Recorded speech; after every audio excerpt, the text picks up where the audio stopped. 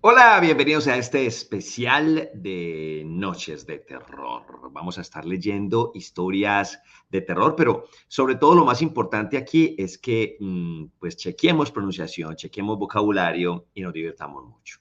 Esta es la primera noche, van a ser 4 de lunes a jueves, así que ahí les invito a que se vean los siguientes capítulos. Vamos a comenzar de una vez, de una vez. Así. Ustedes leen conmigo, por favor. Ustedes leen conmigo. It all began when Sarah moved into the old house at the edge of town. The neighbors had warned her not to stay there for long, but she didn't believe in superstitions. The house was perfect, large, old-fashioned, and isolated, perfect for peace and quiet. But from the first night, she felt something was wrong. There was a strange draft, and at night she heard soft creaks coming from the attic, even though she had never been up there before. One evening, after the creaks became louder, Zara decided to investigate. Armed with only a flashlight, she made her way to the attic. The air grew colder as she ascended, and when she finally pushed the door open, a wave of damp, musty air hit her face. The attic was cluttered with old furniture and forgotten boxes. But in the corner, there was a mirror covered with a dusty sheet. She approached it slowly, her heart pounding in her chest. As she pulled the sheet off, she froze. The reflection in the mirror didn't show her. It showed a shadowy figure standing right behind her.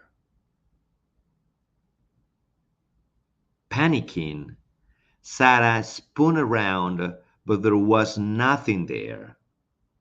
The room was empty, silent. Her mind raced. Maybe it was a trick of the light. Maybe she was just imagining things. But deep down, she knew something was watching her. From that night on, the creaks turned into whispers. The shadows in her house seemed to move in their own, following her. Sometimes she would catch glimpses of dark shapes out of the corner of her eye, always vanishing when she looked directly at them.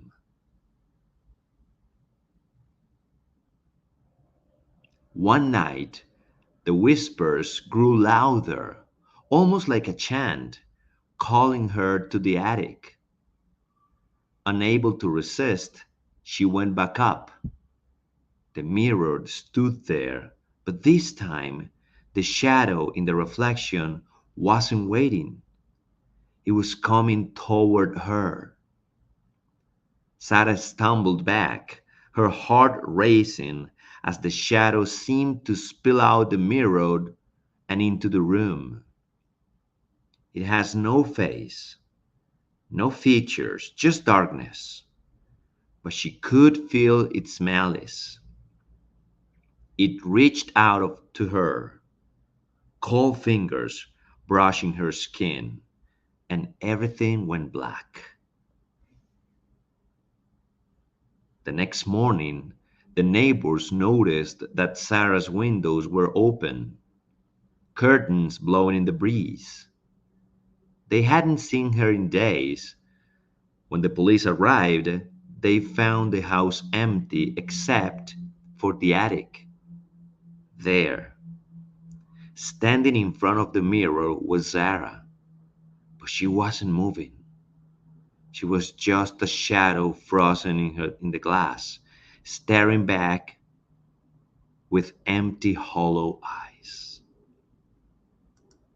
¡Ah! ¿Qué tal? Bueno, espero que les haya gustado esta historia, que la repitan, vean qué palabras nuevas no encuentran ahí, como que no saben de qué se trata, y me dejen comentarios, déjenme comentarios de cómo les pareció esta historia. Ahora que ya casi regresa Halloween, pues hagamos muchas historias juntos, ¿ok?